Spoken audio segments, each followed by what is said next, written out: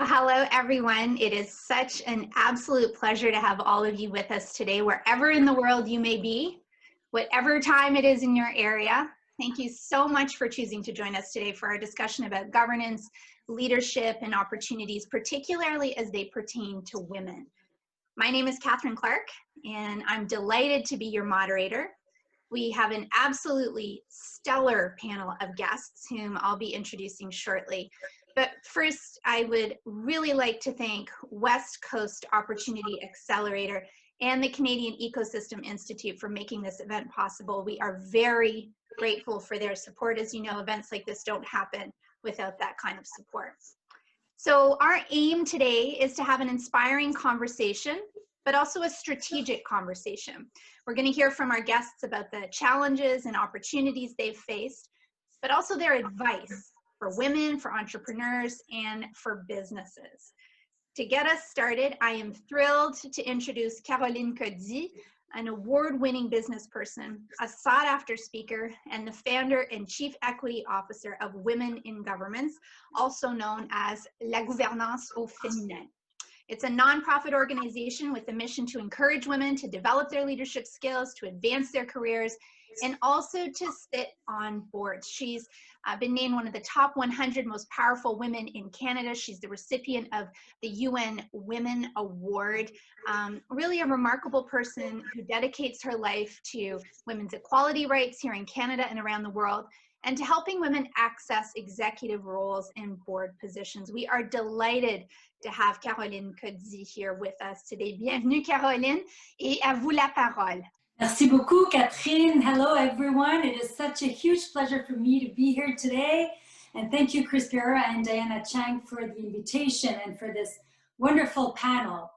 Right before the pandemic, it seemed to us that we had reached greater heights when it comes to gender equality. But in reality, we were already 180 years away. Why? Well, because pledges don't mean action, and hashtags don't equal real change. Progress is not made by lip service, but really consistent and deliberate action needs to be taken. According to the Harvard Business Review, women's jobs are 1.8 times more vulnerable to the pandemic than men's jobs. Women make up 39% of global employment, but they account for 54% of overall job losses. We've also seen how women's plates got fuller than ever during the pandemic. Women had to manage both their jobs, also the chores, taking care of the kids, the homeschooling. Women do an average of 75% of the world's total unpaid work. As a result, women have dropped out of the workforce at a higher rate than explained just by the labor market dynamics alone.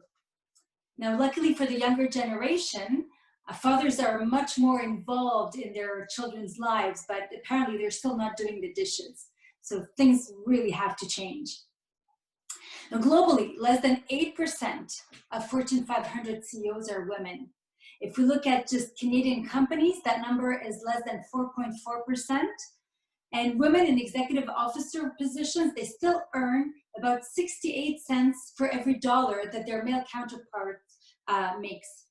When it comes to governance, 174 out of 641 public companies in Canada don't even have one woman on their board. Now, that number is getting smaller, albeit at a very glacial pace, but there's even less representation among certain communities like the BIPOC, Black, Indigenous, people of color communities, the LGBTQ, or women with disabilities. Now, the main reason why we need to reach gender equality is not out of fairness for women, who do represent 51% of the population, 60% of university graduates, over 80% of buying decision-making, but really it's for our businesses to thrive, as well as for our economy and our society as a whole. Now, while many are just cluing in at Women in Governance, we've been pushing corporations forward on those pillars of equality, of diversity, and of inclusion for over 10 years through major events, through mentoring programs, governance training programs, and through parity certification. As the positive impact of gender diversity on financial performance, on innovation, on employee engagement and branding is increasingly recognized. More and more organizations want to reap the benefits and close the gender gap so that they can benefit from equal representation of women and men at every level of their organization. But now, if you aspire to close a gap, you must first know what its root causes are and what its magnitude is. At Women in Governance, we have found that many organizations actually have no clue because they haven't accurately identified either the problems or come up with the solutions, since they never clearly measured the diversity among their employees. With the pro bono support of McKinsey & Company, the largest consulting firm in the world, we built a parity certification that not only measures the presence of women in decision-making bodies, but also looks at women at every single level, ensuring that we are building a healthy pipeline of female talent from entry level all the way to the executive committee and to the board. So with our support and that of our evaluation partners, Mercer and Willis Towers Watson, we have supported more than 60 major organizations that successfully increased the representation of women in sectors where they've historically been underrepresented and in executive leadership positions. Companies in the top quartile for gender diversity on executive teams were 25% more likely to have above average profitability than those companies in the fourth quartile. On the other hand, those companies that during the pandemic have taken that excuse to reduce their focus on diversity and inclusion will actually soon realize that they're actually placing themselves at a disadvantage by limiting themselves in access to talent, to diverse skills, to leadership styles and perspectives. If the warp speed of digitization during the pandemic has taught us anything, it's that very soon we're not going to recognize our workplaces. Hopefully that'll be a good thing, and both for the business and for society. Let's allow the disruption that we are facing be a catapult for change. Ensure that greater diversity, equity, and inclusion are the motor for recovery. And while we need to accelerate the pace of change, we know that it's not going to happen overnight. It's a continuous conversation, and one that our society needs to hold with our corporate leaders. And we need to make them understand what is required for us as women, as members of diversity, to achieve our ambitions. Our research is clear. Those who look for diverse talent will find it. Those who don't look, you can't pay lip service when it comes to gender equality. It needs to be consistent, deliberate action, as I mentioned at the beginning, and it's no longer acceptable to blame our dismal progress on a lack of talent or pipeline. If we've learned something over the past 8 months, it's that our future will be shaped by those who have not been given a voice in the past. Today, we're going to hear from an inspiring panel of amazing women, and they represent the changing face of leadership in our country. But the conversation needs to be had in boardrooms, in workplaces, in government, throughout society, to make sure we continue to shape the world that we want to see and the world that we want our children and our daughters to grow up in. So thank you so much again for inviting me to speak today. Thank you to the panelists and the audience for your important participation. Don't hesitate to connect with me on social media, on our website, womeningovernance.org, and I hope we get a chance to continue this important conversation. Thank you, Catherine. Thank you, Caroline. You know, what an exceptional way for us to be able to start this conversation today with your advice and your thoughts, but also the experience that you bring to the table. It's inspiring to hear from you. 2020 has been the most remarkably unusual year and very challenging year for so many people. But one of the silver linings of 2020, I think, is just that no longer are we willing to accept conversations as normal. And I just want to thank you for the leadership that you're showing, because it gives other women the courage to step up, and people from traditionally marginalized communities to step up and to make their voices heard at this really incredible time in history. So thank you, Caroline. I wanted to thank again our sponsors for this event, because, you know, without courageous sponsors who are willing to create space for these types of conversations, we can't have them. And we have Diana Chang and Chris Pereira with us today. I want to just have them give a little wave from the West Coast Opportunity Accelerator and the Canadian Ecosystem Institute. Thank you, Chris and Diana, for your commitment to these conversations as well. And now I'm thrilled to introduce today's panel guests.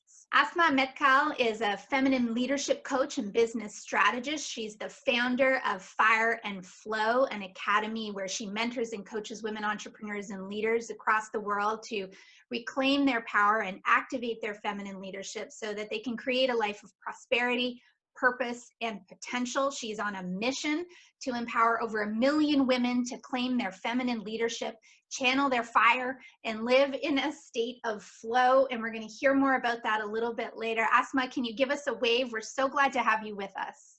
And Cherie White is a passionate social justice impact land developer dedicated to seeing freedom from poverty for her neighbors, especially women and children, through affordable multifamily developments and social enterprise in Vancouver's downtown east side.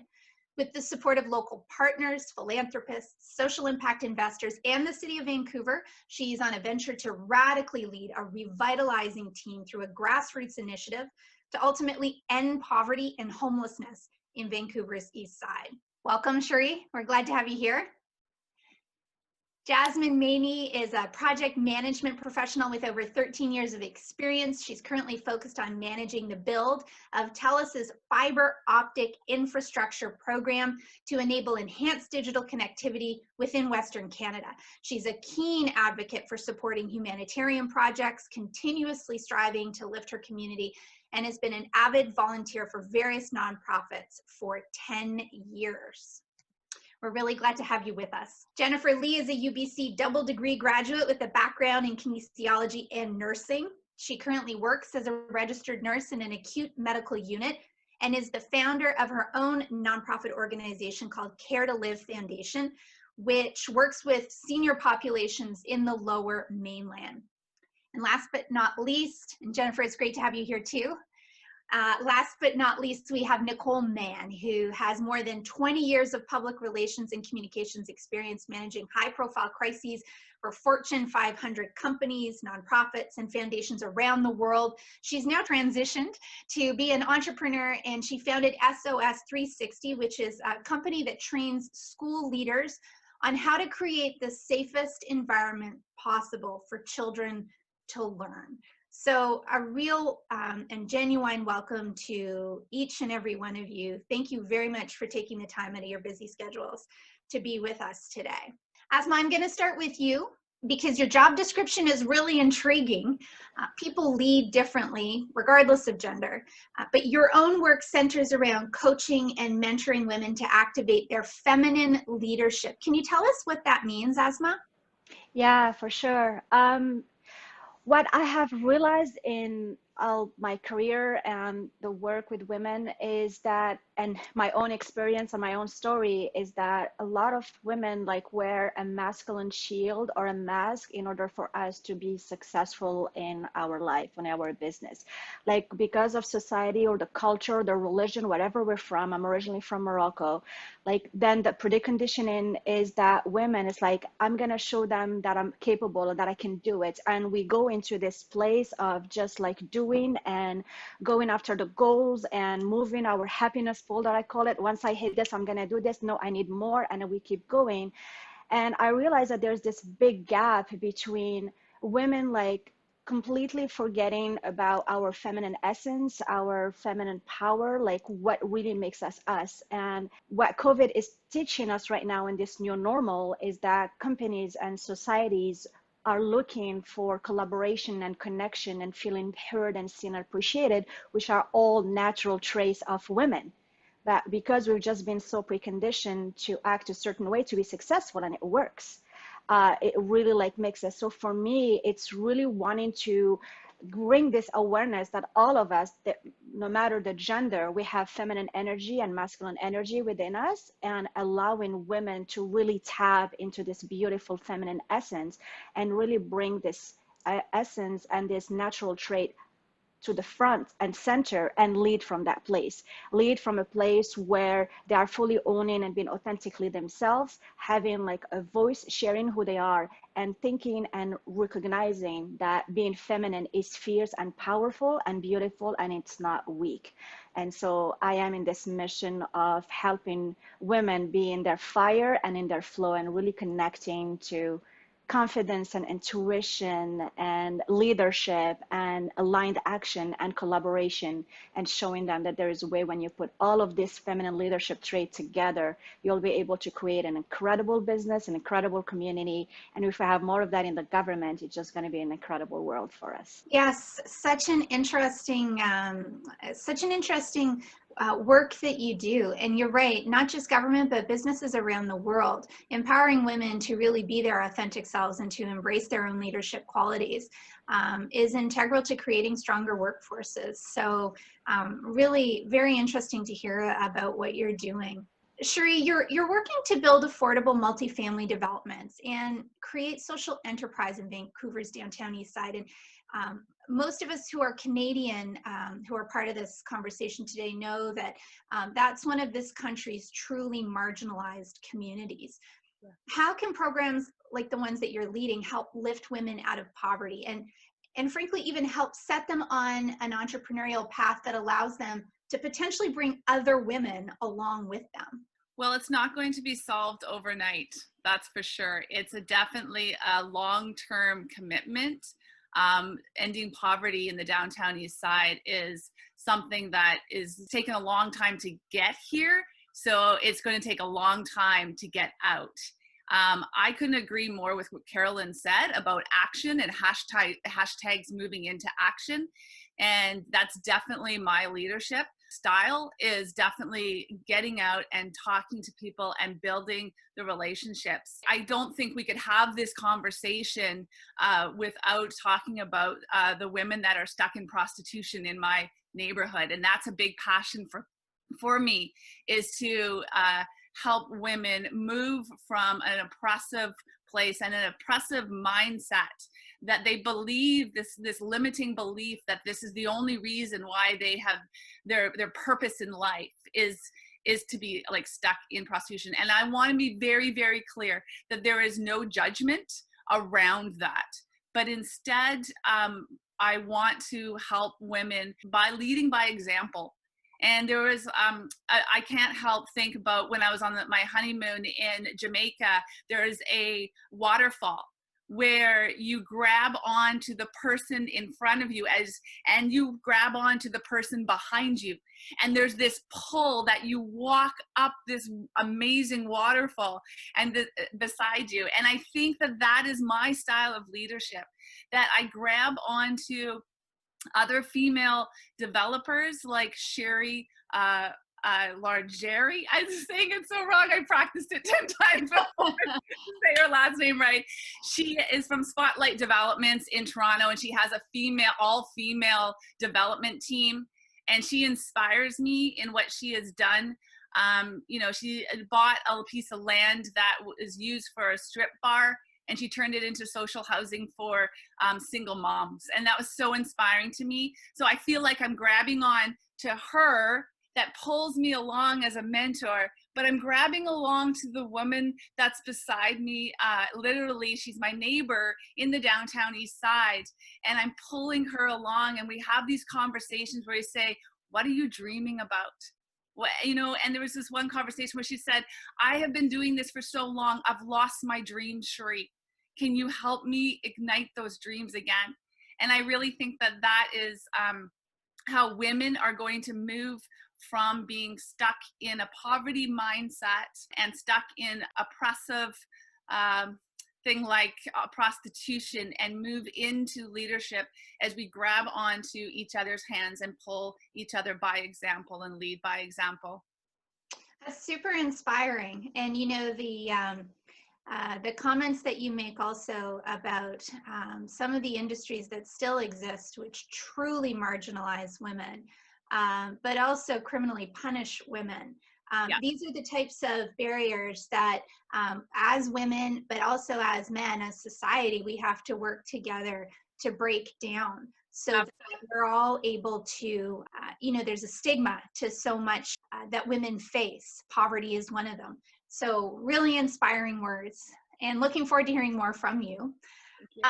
Jasmine, you're working to build TELUS's fiber optic infrastructure in Western Canada, and it has got to have been a really interesting journey working in an industry that's historically been fairly male dominated. How has that affected your approach and your leadership style?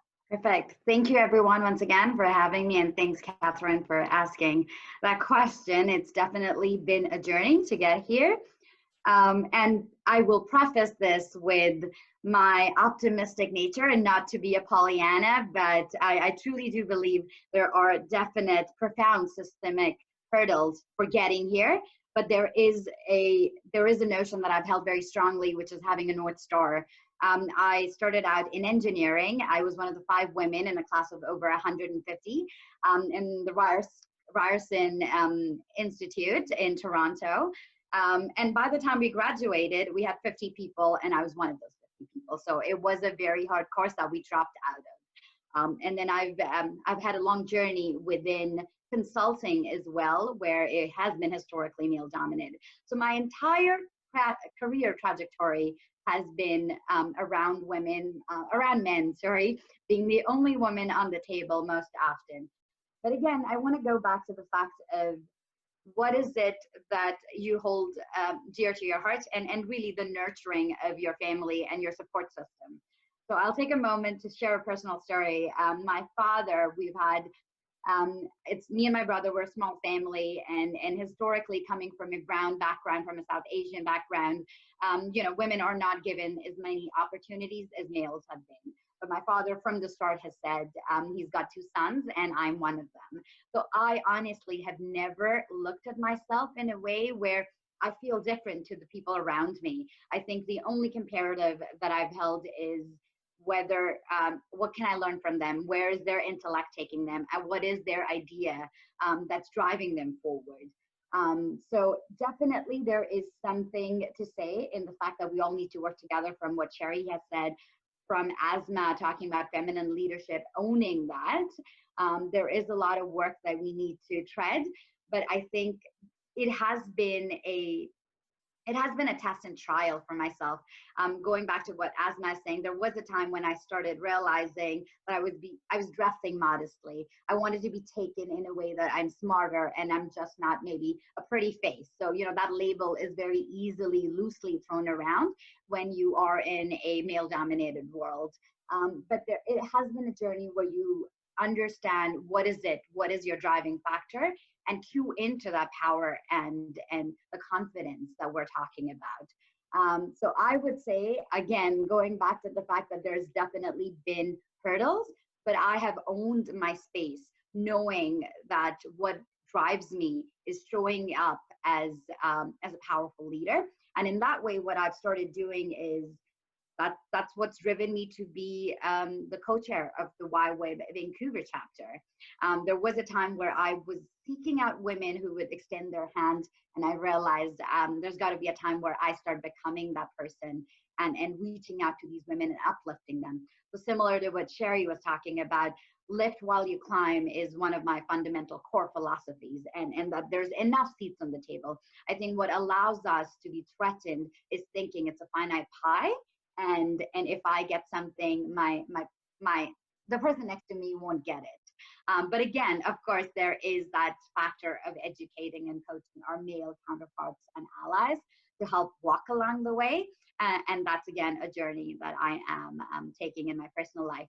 So challenging my father when he has notions sometimes that I do not agree with, my partner, my family, and a lot of other people. But I'm grateful for this journey. And then I think, again, it has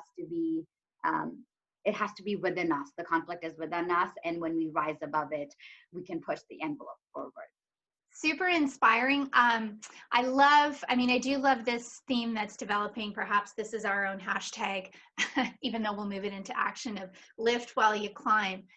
The other interesting thing that I take away from what you've just said, and I try to make this point often when I'm having conversations with audiences around nonprofits that I may support that are women-centric.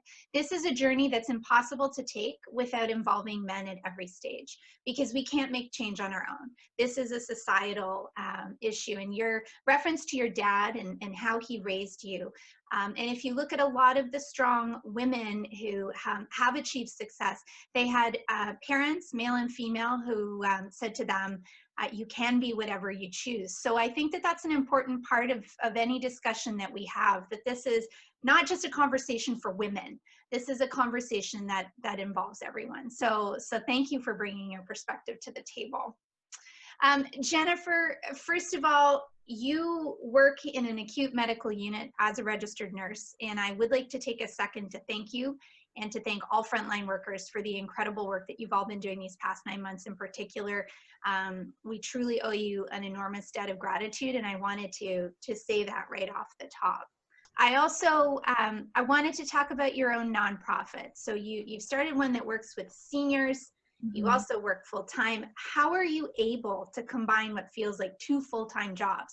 And why do you do it? Thank you, Catherine. And I've just been so inspired hearing everyone else's story. So I actually became a nurse and started this nonprofit relatively at the same time. It was happening simultaneously, but unintended.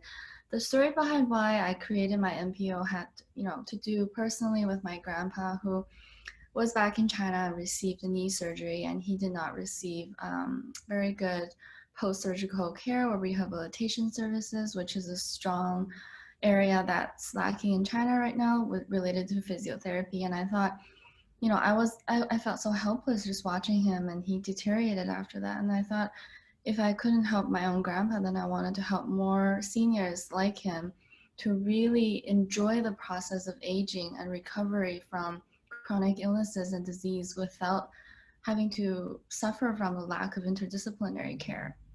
So that was the main reason why I started my own NPO, and nursing just so happened to be among the way. And I've always had an interest in healthcare, and never did I dream to be thrown into the workforce in the midst of the pandemic, because I did graduate this year and I started working this year.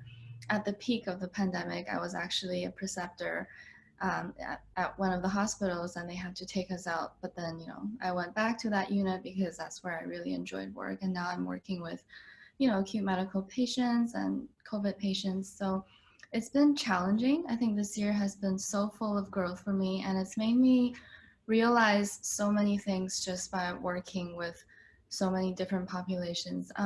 Related to what Asma was saying earlier, I think a lot of women do carry that we kind of feel obligated to carry that masculine mask, especially for me setting up my own NPO. I did, like you said, have to involve male participants, and I wanted to, because of my age, and I wanted to appear like I was very mature and strong and I had everything, together. But reality is I've never done this before, and every process of the way is exploring. So I think what other ladies have said is really inspiring. Like, we don't need to be something we're not. We should just use our feminine beauty and let that power seep through and be really who we want to be. And like what Cherie said earlier regarding her work with downtown East Side poverty and these women, I am involved with another organization. We do similar work, and I've been with these populations from nursing, and I've been down with Dr. Peter's clinic and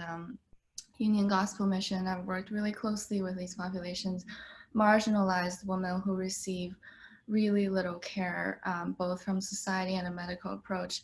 So the root of why I wanted to do my NPO is because I want to focus on the upstream approach for healthcare related to seniors.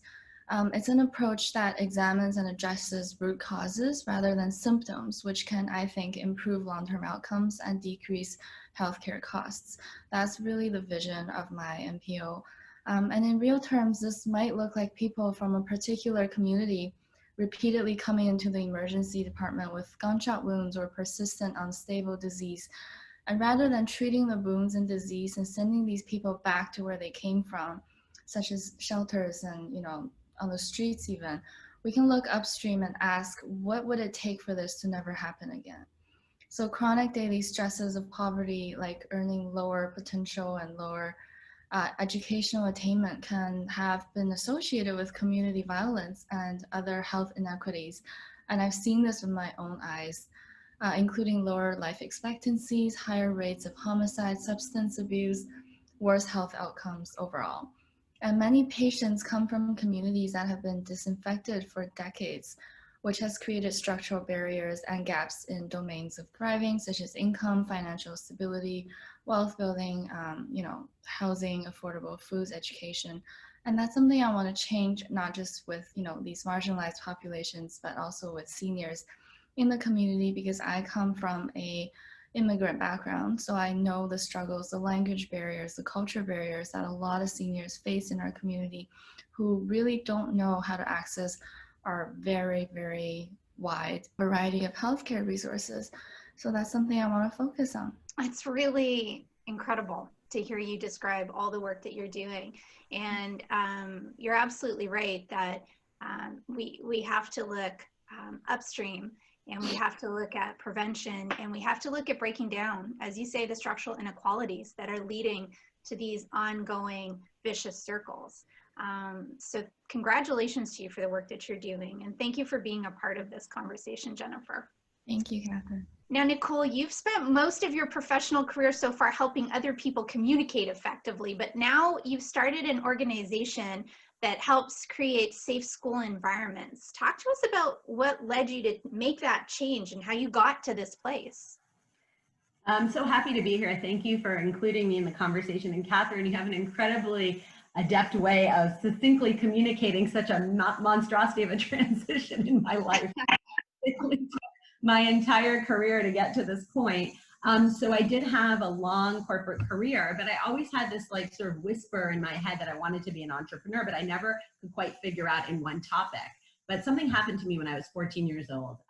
It took 6 months, but I was groomed repeatedly and then assaulted by my teacher multiple times. And this is something that was horrific. If you think about it, your teacher is someone who, your teachers next to your family are the closest people to you as you're growing up. And I went through 2 trials as a child. It was the 80s. I had to testify. The entire math department testified on his behalf as character witnesses. It was a big thing in the press. So it basically really marked my childhood. But I shelved that experience and went on and had this career. But I always thought, at some point I want to come back to it. Fast forward to meeting an amazing man. He's a crime fighter. And here I am, a victim, a survivor, and I marry a crime fighter. And then we move to Vancouver from Washington, D.C. And I say, okay, this is the time. So we start SOS 360. And what it is it's a company that trains school administrators and youth serving organization leaders on how to create safe spaces and boundaries for children in their care. We partnered with an amazing advisory committee. We have former law enforcement. We have a former head of 3 Canadian schools, people who are really committed to this topic. And we've developed comprehensive training programs that really empower adults in how to create these safe spaces. And we get really into the weeds to just prevent any kind of miscommunication and misunderstandings. The problem is, though, sexual assault is quite a common issue. A predator will groom and assault 50 girls and 150 boys before being caught. So what we try and communicate with this company is it's not just enough to have a background check and say and think that you have a safe environment. You really have to repeatedly, like diversity and inclusion work, it has to become the fabric of your institution. And you have to continuously talk about it. You have to talk about respecting children in your care. And all of the organizations we work with are loving, wonderful places, and they're extremely committed to this work. And we're so proud that they've sought us out to partner with us because they're really committed to creating these safe spaces for children. Now, in terms of communication, also, we just recently launched a podcast where we interview victims of crime. It's called Making the Case: Crimes Against Kids. And there we sort of get back to our communication roots where we're telling stories and interviewing survivors who've gone through the most horrific things to tell their stories and to find that space. Some of them, and we hope through continuing to promote this podcast, we'll get people who never really had the courage or the opportunity to tell their story before. And we provide them with that vehicle to be able to do that.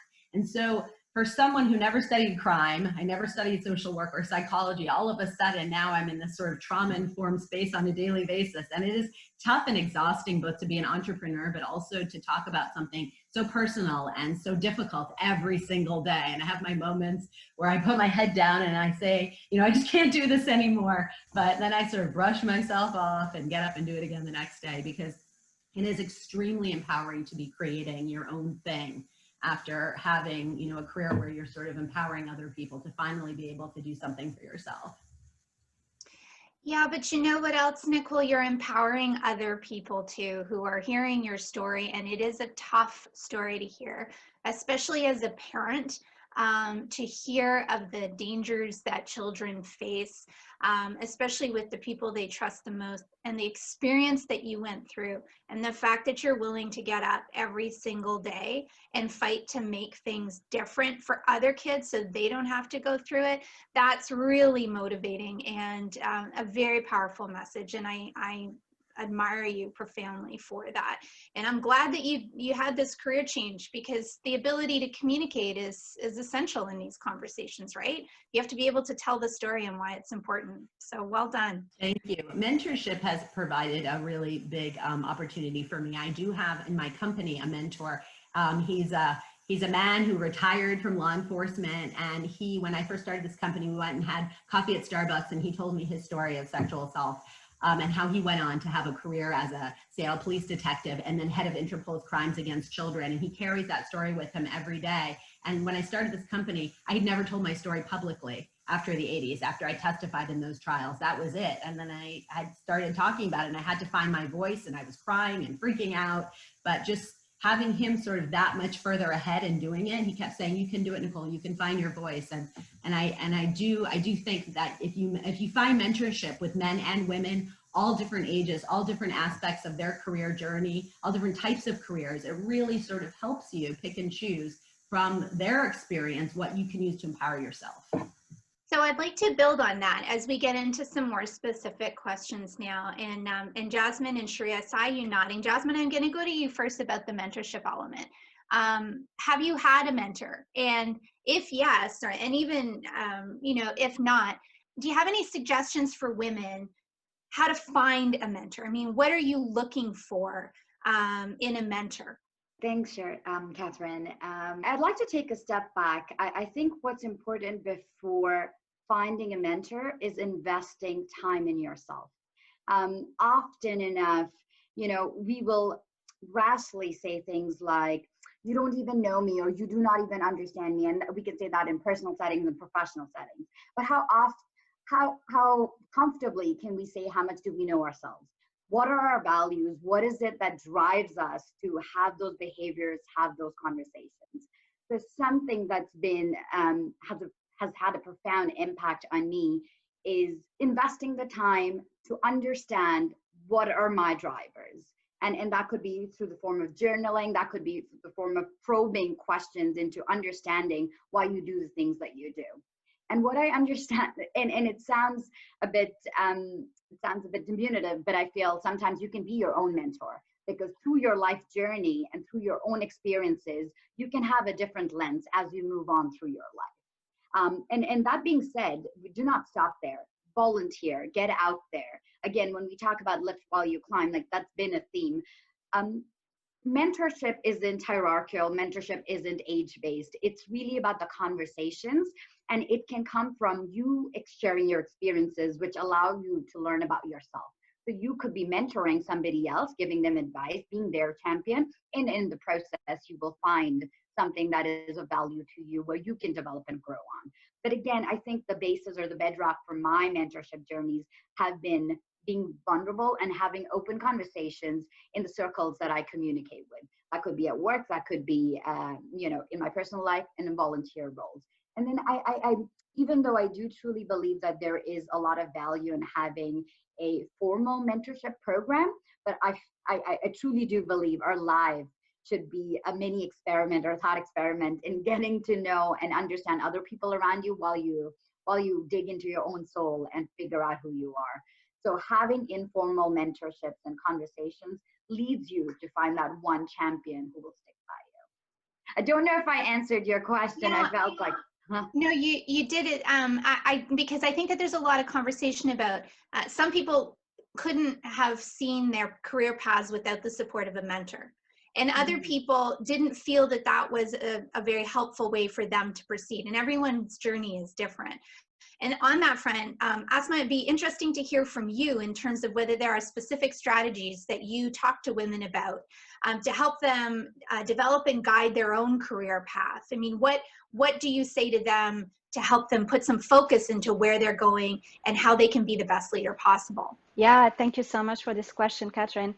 I second what Jasmine said. I always tell them, go within, like you need to learn to lead yourself first. And one of the main things I want them to uncover very early on is uncover their own essence and really understand what is their zone of genius, because a lot of us are really good at being in our zone of competence or our zone of excellence for years, like something we're really good at. Like for me, it was branding and marketing, and I've done it for 20 years for tech startups and companies, and I was really good at it. But then my zone of genius is transformation. My zone of genius is seeing the best in someone and mirror that back to them, getting them to take my beliefs in them until theirs catch up. And so that way they can really be the best version of they can be and really stand in that power of themselves.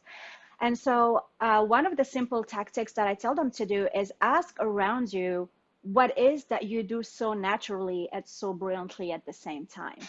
And it could be that you are fully present in the moment when you're talking to someone. Maybe you're an amazing cook, and when you go to a kitchen, whatever we give you, you can create, you can innovate, right? And those are little traits that are within us, our natural trait that we don't see, but that's what makes our essence, that's what makes who we are. And you can really go from there and try to create what will be an ideal career for you, where it could be an entrepreneurial path for you.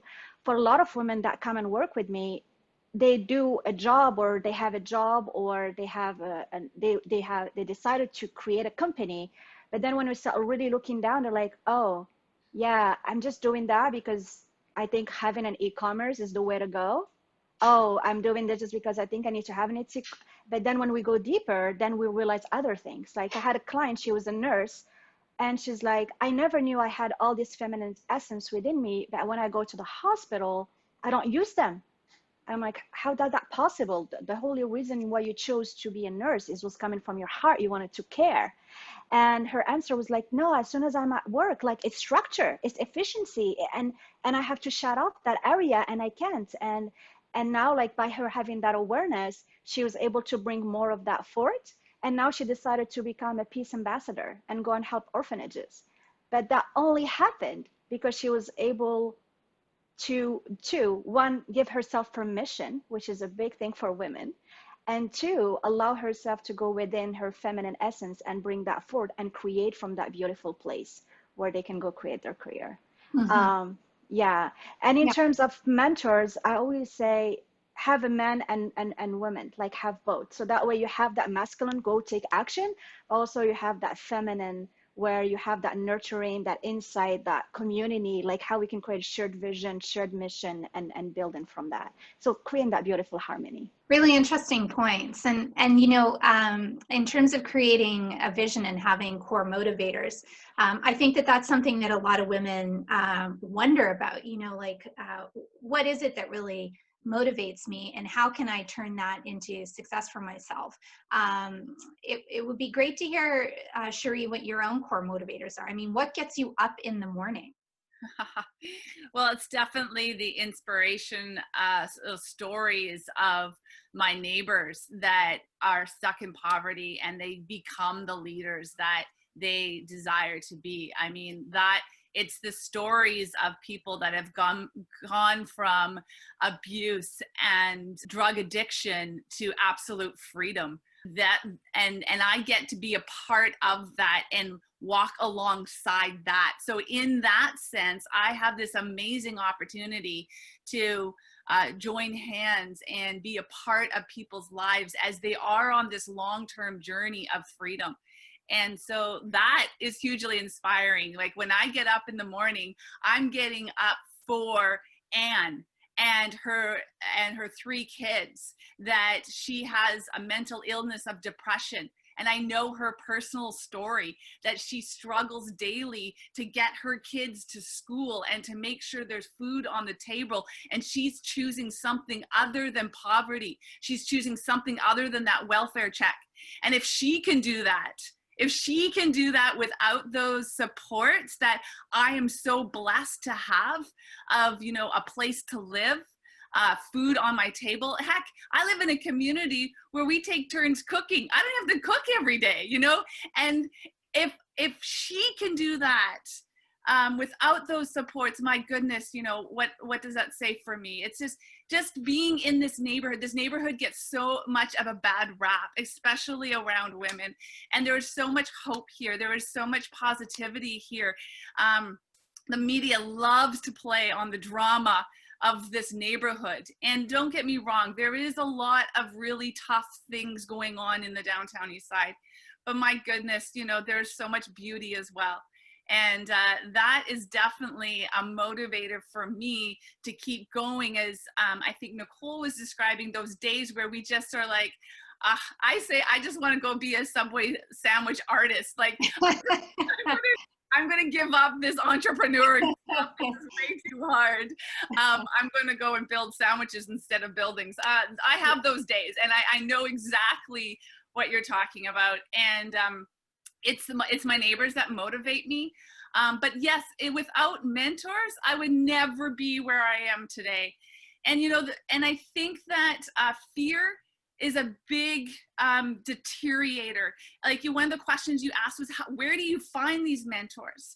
And I thought about, how did I get mine? Well, the people that I really wanted to be mentoring me, I took 2 weeks of fear of picking up the phone to just make a cold call to Troy Grant and say, Troy, will you mentor me in multifamily developments? Like, and his response was yes. And it was just like, but it's that fear piece that it took me 2 weeks to pick up that phone and to address the fear and those limiting beliefs as a woman that, you know, you don't deserve this, or your voice isn't as important as the other people in the room. And I had to go through that. I had to go over that wall and that hurdle. I even took a course on women and women in business. And that was one of the things that was so challenging for me, was to address those limiting beliefs that my voice isn't important and I'll never achieve my goals. And it was,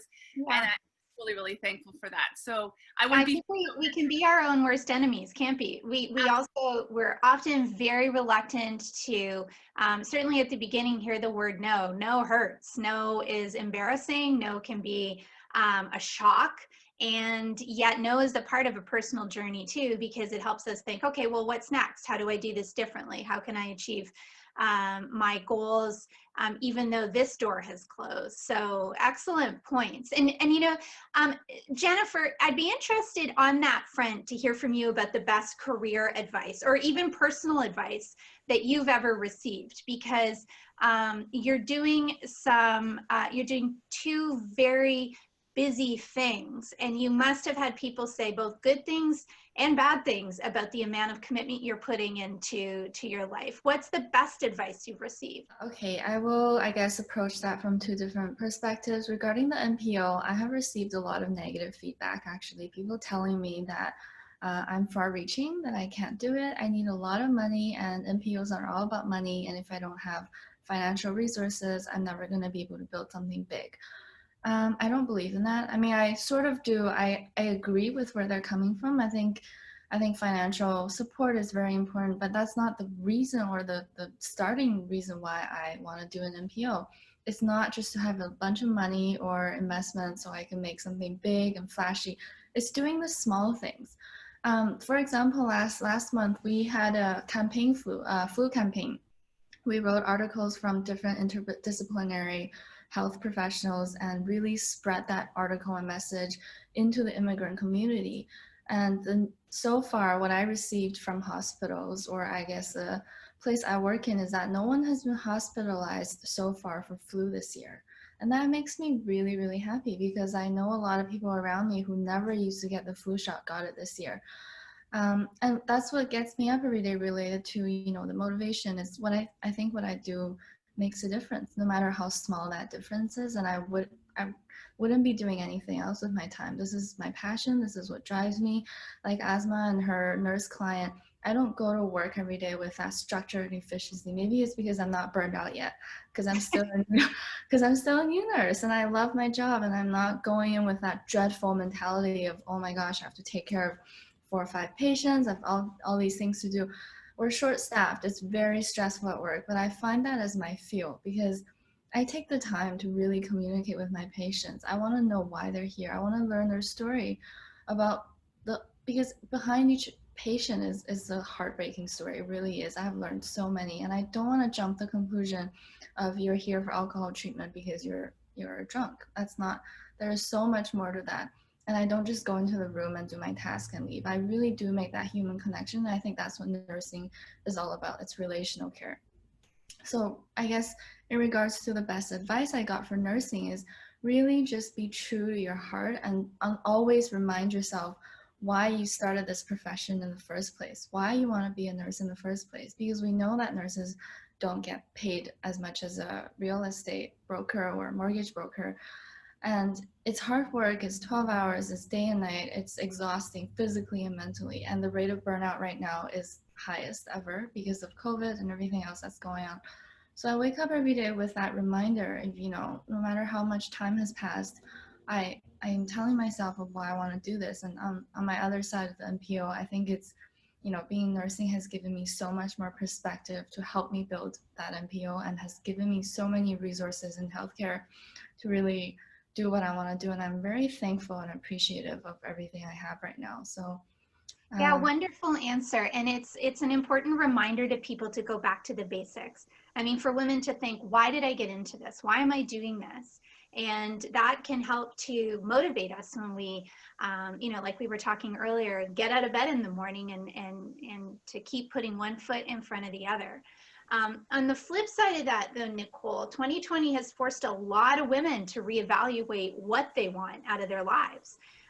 You have embraced career change yourself. So what advice do you have for women who are thinking, okay, I've gone down this path, but I think I'm done. I think I'd like to try something new. What's your advice? 2 things. One, don't make decisions out of fear. So don't make a decision because you're really confident that you want to go in this direction, and don't freak out. Don't say, I can't do this. Look at all the successful people in the world. Many of them have accomplished things that they never thought that they could ever dream of, coming from the worst situations, coming from completely different backgrounds. If you envision it and you work hard, you will get there. That also could be my American mentality. I'm probably the only American in the group. I've only lived in Canada for 4 years, but and this country has embraced me so well, and I feel very comfortable and happy here. And I truly believe that if you really work at something and you're open to it, things will just pop into your life and you'll see them and you'll run with them. So that's the first thing. And the second thing I would this is advice I got many, many, many years ago. I went to an all-women's university called Wellesley College. It's extremely a supportive, lovely, wonderful place. And so one day I called them up when I was in my late 20s. I don't know what to do. I want to do this and I want to do that.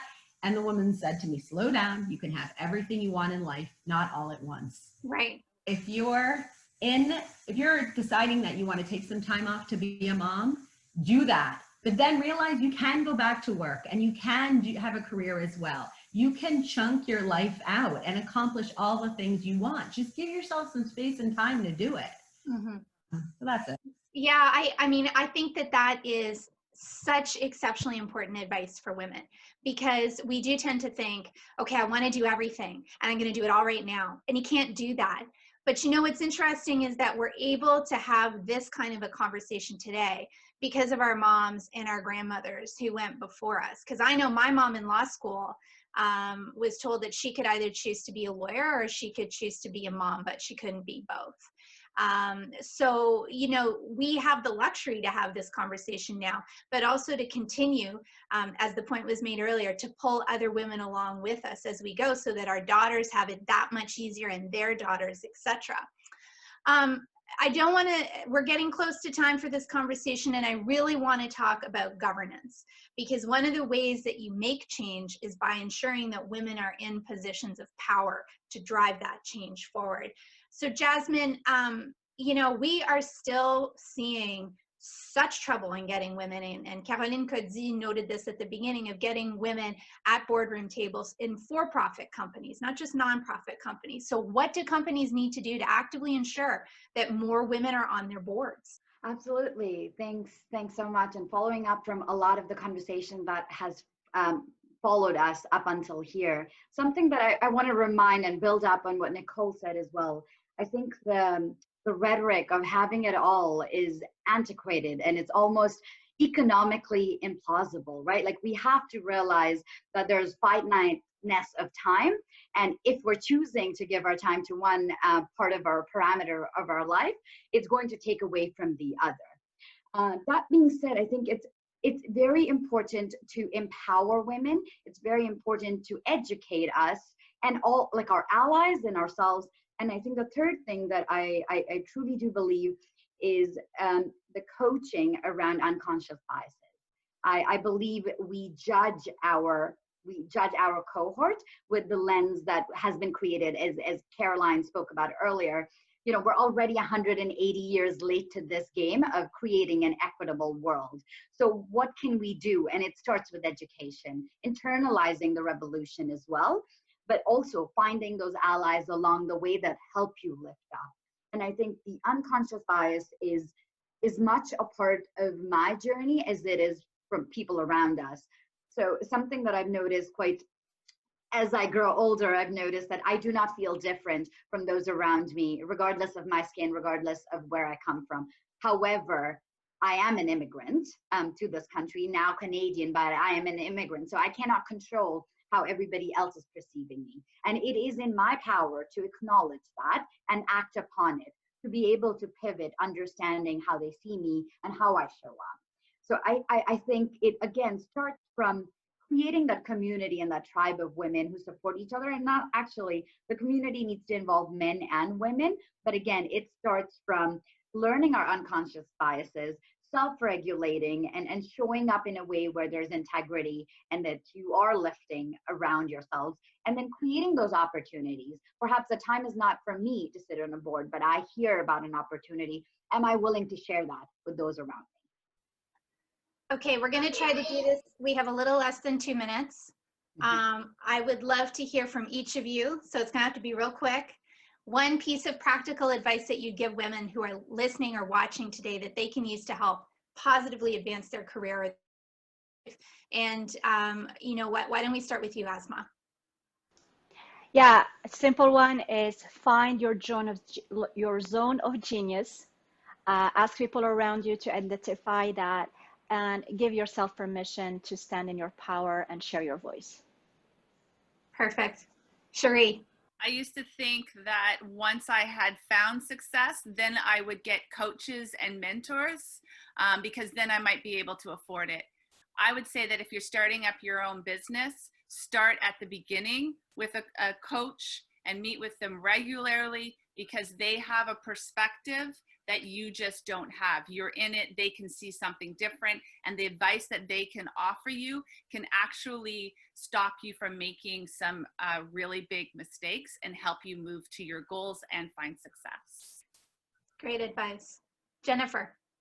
Plan to have a strategy, and don't be afraid to reach out, voice your concerns. It's okay to be helpless and confused as long as you have a plan, strategy, know what you want to do, and gender really doesn't play a role. Brilliant. Nicole? Believe in yourself, because people will always try and pull you down. Just keep on the path. And if you know what you want to do and you know how to get there, just believe in yourself. Okay, Jasmine, last word to you. We're at 1:30. Great way to wrap up. Perfect. Or 1:30 Again, Eastern time. something I've said before, invest in yourself, bear witness to your own experiences, find that journey inwards. The most important relationship you'll have is with yourself. Thank you, ladies. I cannot thank you enough for what has been a really dynamic and inspiring conversation. And thank you for the work that you're doing in your communities as well, and for the leadership you're showing. Thank you to all of our viewers today. We're so grateful to you, and onward and upward. Thank you, Catherine. Have a great day. Thank you. Catherine. Bye. Thank you, ladies. Merci, bye. Merci.